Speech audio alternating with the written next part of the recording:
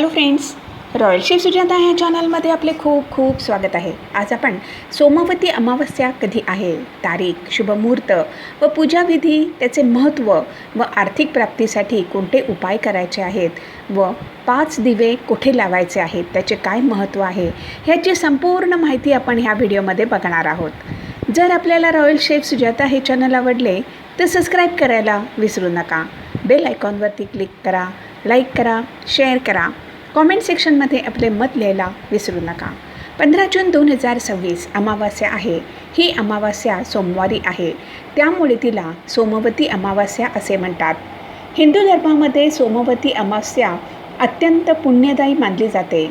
अधिक मासमध्ये ही अमावास्या सोमवारी आल्याने त्याचे महत्त्व अधिक आहे. सोमवती अमावास्येच्या दिवशी भगवान शिव व माता पार्वतीची पूजा केल्याने अखंड सौभाग्य प्राप्त होते. हिंदू धर्मामध्ये अमावास्या तिथीला अत्यंत पवित्र व महत्त्वपूर्ण मानले जाते. यावर्षी बऱ्याच वर्षानंतर अधिक मासमध्ये सोमवारी अमावास्या आली आहे, त्यामुळे तिचे महत्त्व अधिक आहे. या दिवशी भगवान शिव या माता लक्ष्मीची पूजा केल्याने सुख समृद्धी येऊन माता लक्ष्मी आपल्या सर्व मनोकामना पूर्ण करते. सोमवती अमावास्येचा दिवस पितरांना तर्पण करण्यासाठी उत्तम आहे. अधिक मासमध्ये अमावास्या आल्यामुळे या दिवशी पवित्र नदीमध्ये स्नान करणे व दान केल्याने अक्षय पुण्य प्राप्त होते. सोमवती अमावास्या कधी आहे? पंचांगानुसार ह्या दिवशी सोमवारी अमावास्या अधिक मासमधील कृष्ण पक्षामध्ये येत आहे. अमावास्या तिथी प्रारंभ 14 जून रविवार दुपारी 12:20 ते समाप्ती 15 जून सोमवारी सकाळी 8:24 पर्यंत आहे.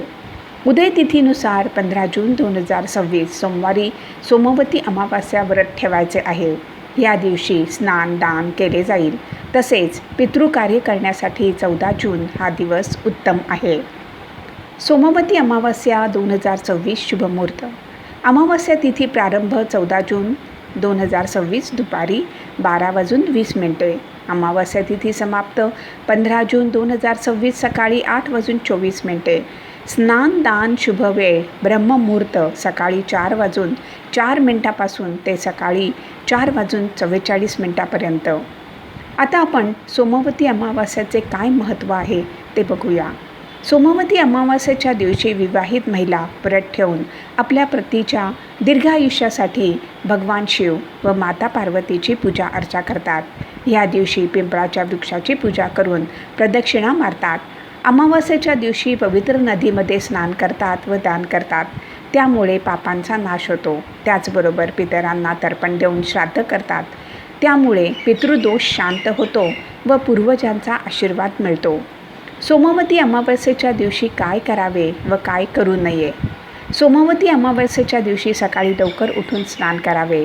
भगवान शिव यांना अभिषेक करा व माता पार्वतीची पूजा करा. या दिवशी तर्पण व श्राद्ध केल्याने पितर प्रसन्न होतात. अमावास्येच्या दिवशी दान पुण्य अवश्य करावे. तामसी भोजन करू नये. कोणाचा अपमान करू नये. सोमवती अमावास्या ह्या दिवशी कोणत्या वेळी दीपदान करावे? दीपदानाचे काय महत्त्व आहे ह्याच्या अगोदर आपण पाहिलेले आहे. आता आपण हे दीपदान अमावास्येच्या दिवशी कुठे करायचे आहे ते बघूया. हिंदू धर्माच्या मान्यता अनुसार अमावास्या ह्या दिवशी संध्याकाळी प्रदोष काळामध्ये दिवा लावणे शुभ मानले जाते. प्रदोष काळ साधारणपणे सूर्यास्ताचे पहिले 45 मिनिटं प्रारंभ होऊन सूर्यास्त झाल्यानंतरसुद्धा असतो. सोमवती अमावस्या दीपदान शुभ वेळ कोणती? दीपदान हा विजय मुहूर्त संध्याकाळी 4:33 संध्याकाळी 5:37 आहे. गोधूली मुहूर्त रात्री 9:54 ते रात्री 10:10 आहे. सोमवती अमावस्येच्या दिवशी कोणकोणत्या जागी दिवा लावावा व त्याचे उपाय काय आहेत ते आता आपण बघूया. सोमवती अमावस्येच्या दिवशी घरामध्ये 5 ठिकाणी दिवा लावणे अत्यंत शुभ मानले जाते.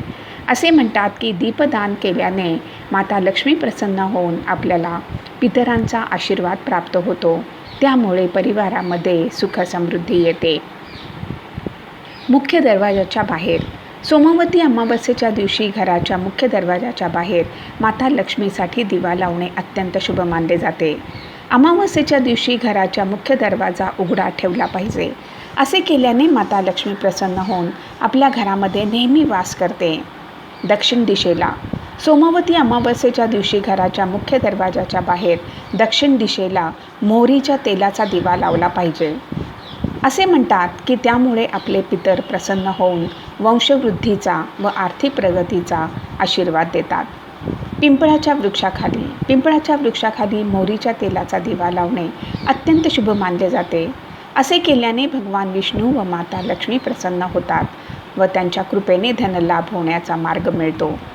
तुळशीच्या रोपाजवळ हिंदू धर्मामध्ये तुळशीच्या रोपाला माता लक्ष्मीचे रूप मानले जाते. अमावस्येच्या दिवशी संध्याकाळी तुळशीच्या रोपाजवळ तुपाचा दिवा लावल्याने माता लक्ष्मीचा घरामध्ये आगमन होते. त्यामुळे जीवनामध्ये आर्थिक खुशाली येते. नदीकाठी आपल्या घराच्या जवळ कोणती पवित्र नदी असेल तर संध्याकाळी कणकेचा दिवा किंवा मातीचा दिवा पाण्यात सोडावा. त्यामुळे पितरांचा आशीर्वाद मिळून अखंड सौभाग्य लाभते. पितृतर्पण पवित्र नदीमध्ये स्नान करून घरी आल्यावर तांब्याच्या भांड्यामध्ये दूध, पाणी, काळे तीळ घालून ओम पितृदेवताभ्यो नमः या मंत्राचा जाप करत पितरांना तर्पण द्यावे. मंत्र पुन्हा एकदा ऐका. ओम पितृदेवताभ्यो नमः.